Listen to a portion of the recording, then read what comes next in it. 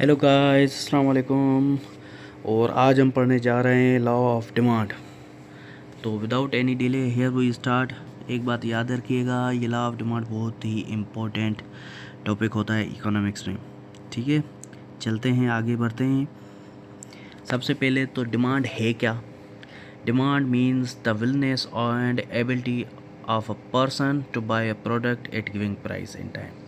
ठीक है, डिमांड हमेशा वो चीज़ होती है जो लेने वाला, जो ख़रीदार होता है, जो कंज्यूमर होता है, जो बायर होता है, वो एबल हो ख़रीदने के लिए। ठीक है, उस प्राइस पे, उस टाइम पे।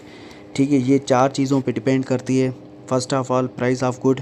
हमने जो भी प्रोडक्ट लॉन्च किए या जो प्रोडक्ट बनाई है उसकी प्राइस क्या है, क्या वो प्राइस एबल करती है, वो प्रोडक्ट उतनी प्राइस की है, ये देखता है कंज्यूमर। उसके बाद ये बायर के इनकम पे डिपेंड करती है। ठीक है, कि भाई बायर्स जिनको हम सेल कर रहे हैं, जिस सोसाइटी में हम सेल कर रहे हैं, वहाँ पे इनकम लोगों की इतनी है कि ये ख़रीद सकें। उसके बाद ये डिपेंड करती है टेस्ट एंड प्रेफरेंस की।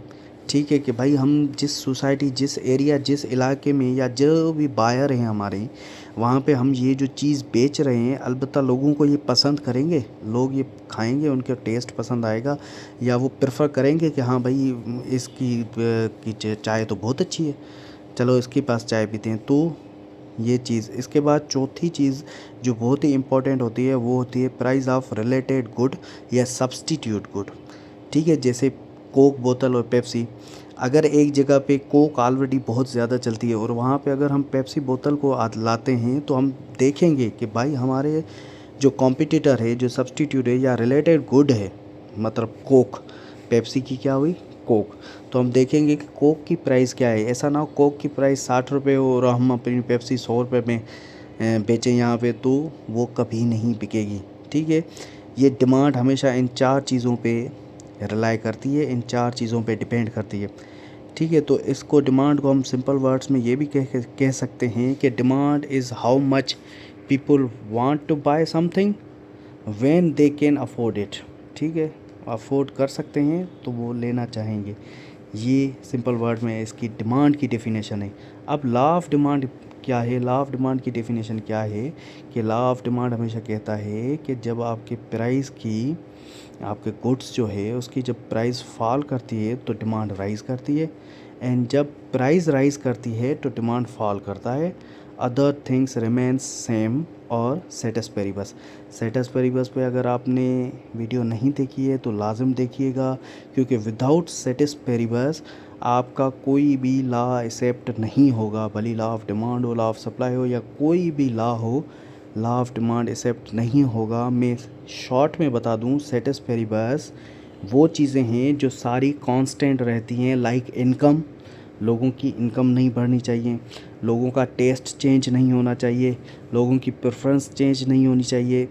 ये सारा क्या होता है? सेटिस पेरिबस में होता है। ये सारे वो वेरिएबल्स हैं जो चेंज नहीं होनी चाहिए, तभी आपका लॉ ऑफ डिमांड एक्सेप्ट होगा।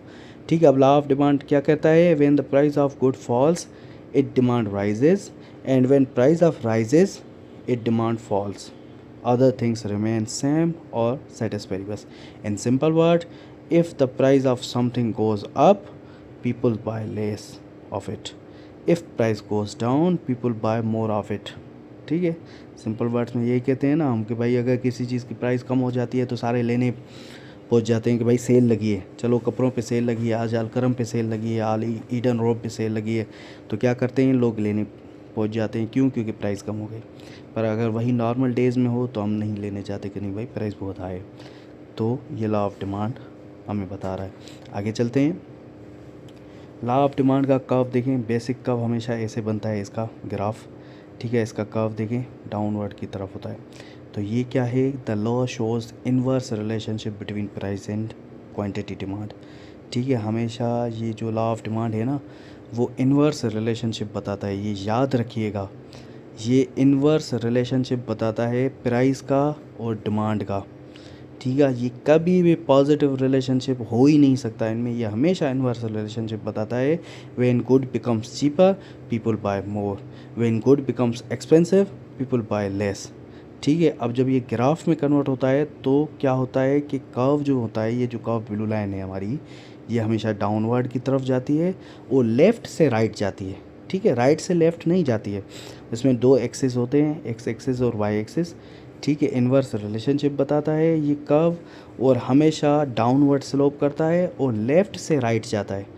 ठीक है, लेफ़्ट से राइट, ये भूलिएगा नहीं। ऐसा ना हो कि आप राइट से लेफ़्ट लेकर चले जाओ, फिर आपका वो ग्राफ गलत हो जाएगा। ठीक है, या आप डाउनवर्ड की तरफ ना जाएं, अपवर्ड की तरफ चले जाएं, तो ये तो अपवर्ड हो गया, ये गलत हो जाएगा आपका। तो ये हमेशा याद रखिएगा, demand curve slopes goes downward and left to right. ठीक है, आगे चलते हैं एक एग्जांपल की तरफ। जैसे ये अब स्टेटमेंट दी हुई है एक कि when the price of ice cream, एक आइसक्रीम का कप है, वो क्या कह रहे हैं कि भाई जब उसकी प्राइस 50 रुपये है तो 10 कप बिक रहे थे। ठीक है, लोग सिर्फ सारे दिन में 10 कप ख़रीद रहे थे। जब उसने प्राइस 40 रुपये कर दी तो लोगों ने क्या किया, 20 कप लेने शुरू कर दिए। फिर उसने सडनली प्राइस 50 से डायरेक्ट 30 रुपये पे आ गया, तो क्या हुआ, लोगों ने और ख़रीदना शुरू कर दिया। चिल्ड्रंस फैमिली आने शुरू हो गई, क्योंकि अब उनकी अफोर्डेबल प्राइस थी, अब वो अफोर्ड कर सकते थे। वो कोई सस्ती एरिया होगी, कोई डीएसए वगैरह नहीं होगा, कोई साइड एरिया होगा जिसमें ये बिक रहा था। तो अब क्या हुआ, अब ये क्या करें कि फैमिलीज़ एक्स्ट्रा कप्स लेने शुरू हो गए। तो 50 से जब डायरेक्ट प्राइस उसने 30 रुपये कर दी तो 35 कप बिकने शुरू हो गए। ठीक है, ये स्टेटमेंट ऑफ प्रॉब्लम होती है। अक्सर एग्ज़ाम में ये सिर्फ स्टेटमेंट दी होती है और कहते हैं कि शेड्यूल बनाओ, तो शेड्यूल नीचे जैसे बना हुआ है शेड्यूल ऐसे बनेगा। अगर कभी कभी शेड्यूल दिया होता है, डायरेक्ट कहते हैं ग्राफ बनाओ, तो फिर वो तो और इजी है। ठीक है, फिर शेड्यूल बना हुआ है, शेड्यूल बनाने की ज़रूरत नहीं होती, डायरेक्ट आप ग्राफ बनाते हैं। पर अगरचे आपको सिर्फ स्टेटमेंट दी हुई है और कहते हैं शेड्यूल बनाओ, तो देखें शेड्यूल ऐसे बनता है। एक तरफ प्राइस लिखेंगे, दूसरी तरफ क्या करेंगे, क्वांटिटी डिमांड कप्स लिखेंगे। ठीक है, अब देखें 50 रुपये जब प्राइस थी तब 10 कप बिक रहे थे। जब 40 रुपये प्राइस हुई तो 20 कप बिक रहे, 30 रुपये प्राइस हुई तो 35 कप बिक रहे थे। देख रहे हैं, ये इन्वर्स रिलेशनशिप है। जैसे प्राइस नीचे जा रही है, डिमांड ऊपर जा रही है। ठीक है, अब इसको ग्राफ में कैसे रिप्रेजेंट करेंगे, सबसे पहले मैं बता दूं ग्राफ बनाने का जो तरीका होता है, दो एक्सिस होती हैं, एक वाई एक्सिस और एक एक्स एक्सिस। ठीक है, जो एक्स एक्सिस है उसमें हमेशा आप क्वांटिटी डिमांड रखेंगे।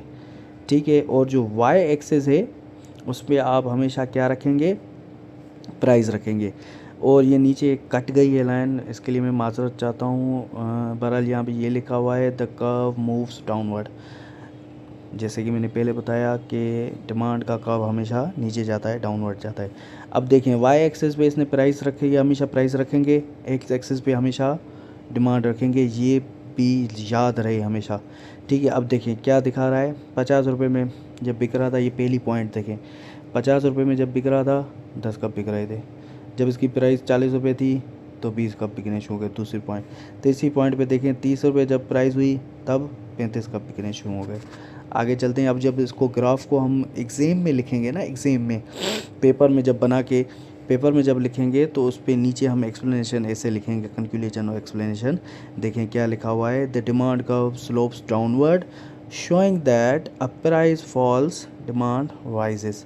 ठीक है, ये ग्राफ नीचे की तरफ डाउनवर्ड हो रहा है और ये हमें बता रहा है कि प्राइस फॉल्स हुई तो डिमांड राइज हो गई है। देखें सेम कर्व है, सेम बता रही है। ठीक है, कंक्लूजन में क्या है, lower price encourage the more people to buy. ठीक है, लोइंग प्राइस, जब प्राइस लो हो रही है वो पीपल्स को इनकरेज कर रही है कि ख़रीदो। जैसे कि मैंने सेल्स का भी एग्जांपल दिया कि जब कभी सेल लग जाती है अलकरम पे, आइडियाज़ पे या ईडन रोड पे, तो लोग ख़रीदना शुरू कर देते हैं, इनकरेज होते हैं क्योंकि प्राइस लो हो जाती है। सेम दिखा रहा है, यही प्रोवाइडिंग कर रहा है हमारा लॉ ऑफ डिमांड। ठीक है, अब देखिए ये ग्राफ ऐसे बनेगा, मैं आपको दोबारा बता दूं, एक एक्स एक्सिस होता है, एक वाई एक्सिस होता है। वाई एक्सिस ऊपर की तरफ जाता है, उस पर आप हमेशा प्राइस रखेंगे, और एक्स एक्सिस नीचे की तरफ आता है जिस पे आप हमेशा क्वांटिटी रखेंगे। ठीक है, ऐसे ही ग्राफ बनेगा, नीचे की तरफ ग्राफ स्लोप होगा हमेशा। देखिए इन्वर्स रिलेशनशिप बता रहा है, prices drops 50 to 30, demand rises 10 cup से डायरेक्ट 35 कप पे आ गया। ठीक है, आई होप समझ गए आप, वरना ग्राफ के लिए मैं अलग वीडियो बनाऊंगा कि आप ग्राफ बनाएंगे कैसे। ठीक है, आगे चलते हैं। एक और मैंने यहाँ पे एग्जांपल डाली हुई है कोक की, ठीक है। कोक बोतल जब उसकी प्राइस 100 रुपये थी टिन की तो बिक ही नहीं रहा था। जब उसने 80 रुपये टिन कर दिया तो लोगों ने क्या किया, ख़रीदना शुरू कर दिया।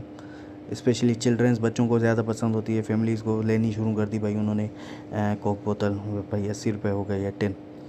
But when the prices rises again to 100, fewer people buy it, लोगों ने ख़रीदना छोड़ दिया।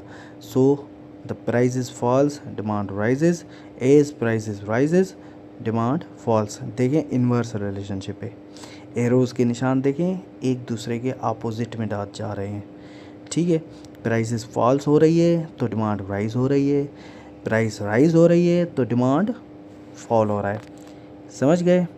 आगे चलते हैं। हमारे आज के लेसन की जो समरी है वो टोटल ये है, जो मेन टॉपिक्स 3 हैं इस पूरे लेक्चर के, कि demand shows, the law of demand shows that the price and demand moves in opposite direction. हमेशा याद रखिएगा, क्या शो करता है, अपोजिट डायरेक्शन में जाते हैं। It shows inverse relationship between price और डिमांड, ये नेगेटिव रिलेशनशिप बताती है, पॉजिटिव कभी भी नहीं बताती है, नेगेटिव इन्वर्स रिलेशनशिप बताती है। किन दो चीज़ों का, सिर्फ प्राइस और डिमांड का।